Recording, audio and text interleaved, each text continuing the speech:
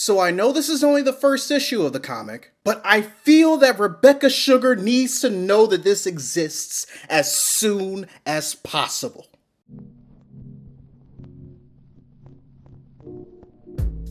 Today on Readus Reviews, I review issue 1 of the Backstagers, written by James Tynion IV, illustrated by Rian Sygh, and published by Boombox. So Jory is the typical introverted new kid who's attending an all-boys high school, who, because of his mom's new job, has to find an extracurricular after-school activity to participate in. Nervous, he attempts to join the drama club, which through certain developments causes him to run into the Backstagers, the stage crew of every high school production that builds the sets, places the props, handles the special effects, and who no one really truly appreciates. And that's all I'll say on the matter, given that this is only the first issue and I don't want to give away any spoilers. So with that being said, let's talk about the story.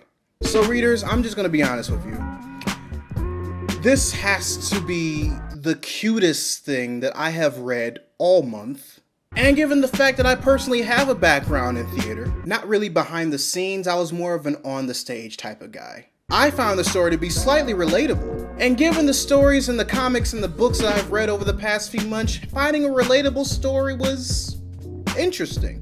I'd be lying if I said I expected half the shit that happened in the book, but yeah, it was interesting. Now I say that because a lot of the things that happen in this issue remind me a lot of Steven Universe and Regular Show. Especially Regular Show.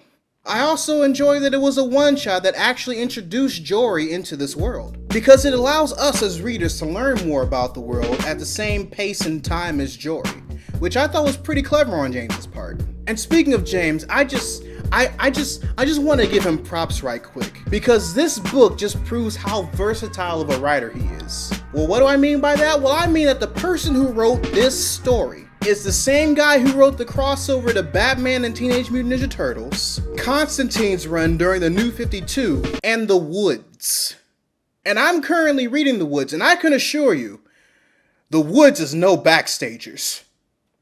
It's like anti-Backstagers. But I can't give James props without giving Ryan props as well. Because not only do I enjoy the art style over the course of this book, but I feel like it matches James's dialogue. And the way that he has characters express themselves when certain emotions are picked up reminds me of a lot like, once again, Steven Universe, and Adventure Time, specifically regarding Finn in certain situations. And speaking of character expressions, I want to segue into the characters in the story, but I want to talk about these two fucks first. I want to talk about the McQueen twins. Oh my god.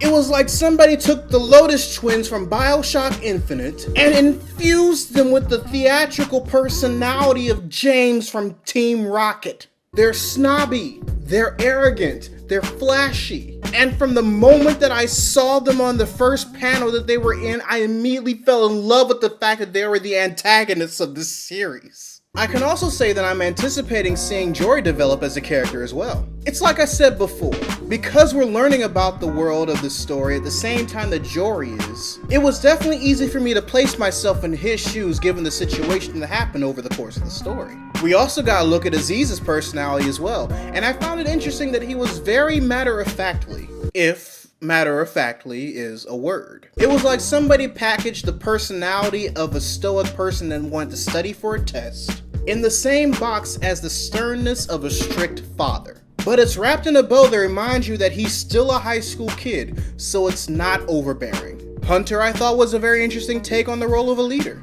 And this doesn't leave this video, readers, but I think this is the fastest I've ever shipped 2 characters.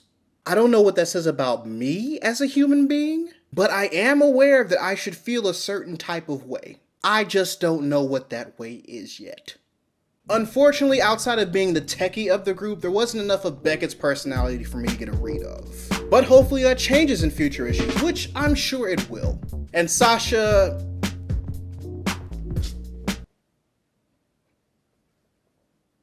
Overall, issue 1 of the Backstagers was fun. It definitely got me interested enough in order for me to want to continue on with this series, which says a lot because I don't really buy single issues anymore. I usually wait for the volume trade and get them that way so I can display them on my shelf after I'm finished reading them. But as far as the Backstagers is concerned, I feel it's worth the $3.99 per issue. I plan on getting them on their monthly release and getting them when they come out in trade paperbacks. So readers, your homework assignment for the day. If you've read issue 1 of the Backstagers, write in the comment section below what you thought about it. Or if you haven't heard about it before today, let me know if you plan on giving it a try. You could also give my YouTube channel a try by pressing the subscribe button. I can't guarantee I'll be as whimsical and everything as the first issue of the Backstagers, but I can guarantee that you won't expect half the shit that I post. Anyway, this is Readus 101. Class dismissed.